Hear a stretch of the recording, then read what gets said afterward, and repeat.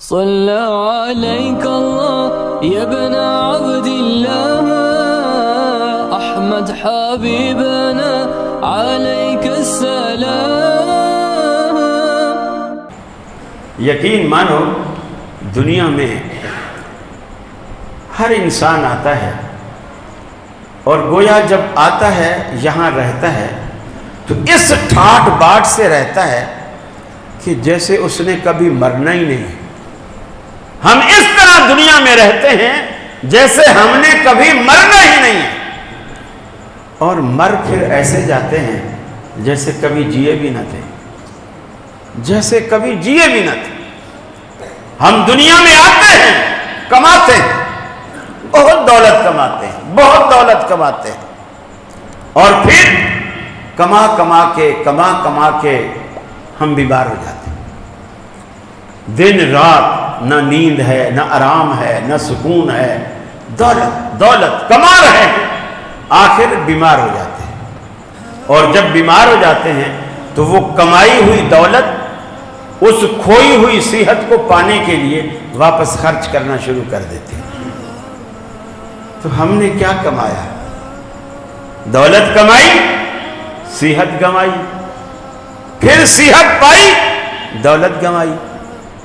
تو کیا پایا ہم نے؟ اس فلسفے کو سمجھو کہ یہ دنیا مزرعۃ الآخرہ، یہ آخرت کی کھیتی ہے، اور اللہ رب العالمین نے بے شمار مواقع پہ آپ کو کئی زاویوں سے بتاتا ہے، تنبیہ کرتا ہے، ہدایت دیتا ہے، سمجھاتا ہے.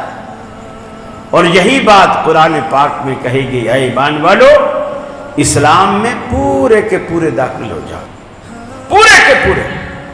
میری بیوی ہے تو مسلمان ہو، میری بیٹی ہے تو مسلمان ہو، میرا بیٹا ہے تو مسلمان ہو. وہ کیسے ہوگا؟ ہم سارے اللہ کے ہاں پوچھے جانے والے ہیں، پوچھے جانے والے. کلکم راعٍ وکلکم مسئول عن رعیتہ.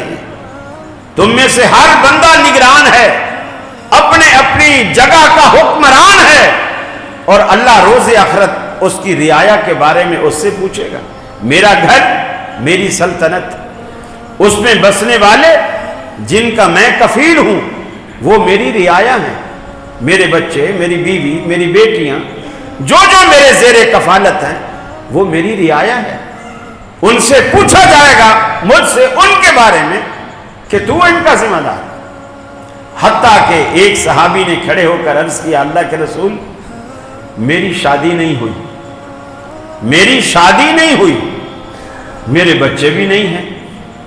تو آپ نے فرمایا کہ کلکم راعٍ وکلکم مسئول، کہ ہر بندہ نگران ہے، حاکم ہے، حکمران ہے، مسئول ہے، اس کی رعایا کے بارے میں اس سے پوچھا جائے گا. تو میری تو رعایا ہے ہی نہیں، تو کیا مجھ سے بھی پوچھا جائے گا؟ آپ نے فرمایا بالکل، تو بھی نگران ہے اپنے ہاتھ کا، اپنے پاؤں کا، اپنے کان کا، اپنی آنکھ کا. مجھ سے اس کا حساب ہوگا. آنکھ سے کیا دیکھا، ہاتھ کو کہاں استعمال کیا، کانوں سے کیا سنا، پاؤں کو کس راستے پر لے کے چلا، مسجد میں یا چوری اور ڈکیتی یا قتل میں، زناکاری میں کس جگہ لے کر گیا. ہر بندہ مسئول ہے، لیکن ہمیں اس مسئولیت کا بالکل ڈر نہیں، بالکل اس کی پرواہ نہیں. میرے بھائی، صحابہ کرام کو اللہ رب العالمین نے ہمارے لیے مثال بنائی، مثال بنائی. حضرت عمر فاروق رضی اللہ تعالی عنہ منبر پر بیٹھے ہیں، درس دے رہے ہیں.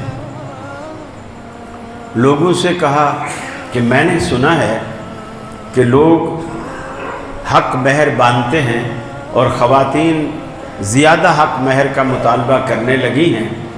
تو انہوں نے ایک آرڈیننس جاری کیا اور اس کا ایک فیگر مقرر کیا کہ بس اتنا حق مہر ہم دیں گے، اگر کوئی عورت اس سے زیادہ لے گی تو ہم زیادہ مہر بیت المال میں جمع کر دیں گے. لہٰذا اس رقم سے زیادہ کوئی بھی بیت المال، کوئی بھی عورت زیادہ مہر کا مطالبہ نہ کرے۔ حضرت عمر درس دے کر ہٹے اور کسی غیر عالم نے کسی وجہ سے، یا صرف وہ یہ مسئلہ جانتا ہے اور کسی وجہ سے اس نے دلیل دے کر عالم کی اس بات کو کہا کہ آپ کی بات غلط ہے، تو مجھے اپنی بے عزتی محسوس نہیں کرنی چاہیے۔ یہ بڑا پن ہے کہ آدمی بھری مجلس میں کہہ دے کہ میرا یہ مسئلہ واقعی غلط ہے، میں نے خطا کی، میں نے غلطی کی، اور یہ سامنے والا جو بات کہہ رہا ہے اگر وہ صحیح ہے تو اس کی تصدیق کرے کہ وہ بات صحیح۔